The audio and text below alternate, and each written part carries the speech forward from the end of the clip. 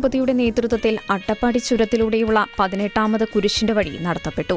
രൂപതാധ്യക്ഷൻ bishop doctor Peter Abir Antonysamy നേതൃത്വം നൽകി. Thenkara saint Joseph ദേവാലയത്തിൽ നിന്നും ആരംഭിച്ച കുരിശിന്റെ വഴി മുക്കാലി സെന്റ് യുദ തദേവൂസ് ദേവാലയത്തിൽ സമാപിച്ചു. അട്ടപ്പാടി ചുരത്തിലൂടെ 15 കിലോമീറ്റർ നീണ്ട കുരിശിന്റെ വഴിയിൽ വിശ്വാസികൾ പ്രാർത്ഥനയോടെ ക്രിസ്തുവിന്റെ കാൽവരി യാത്ര ധ്യാനിച്ചു. മുക്കാലി വികാരി ഫാദർ ഐൻറ്റീൻ, മണ്ണാർക്കാട് വികാരി ഫാദർ സുജി ജോൺ, നെല്ലിപ്പതി വികാരി ഫാദർ വിപിൻ ദാസ് എന്നിവർ നേതൃത്വം നൽകി.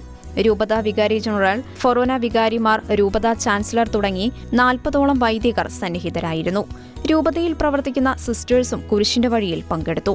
ഏകദേശം 1500 വിശ്വാസികൾ ചുരത്തിലൂടെ പ്രാർത്ഥനാ നിർഭരം കുരിശിന്റെ വഴിയിൽ പങ്കെടുത്തു. രൂപതാധ്യക്ഷൻ സമാപന സന്ദേശം നൽകുകയും തുടർന്ന് നേർച്ച ഭക്ഷണത്തോടെ കുരിശിന്റെ വഴി സമാപിക്കുകയും ചെയ്തു. രാവിലെ 9 മണിക്ക് ആരംഭിച്ച കുരിശിന്റെ വഴി ഉച്ചതിരിഞ്ഞ് 3:30-ക്കാണ് സമാപിച്ചത്.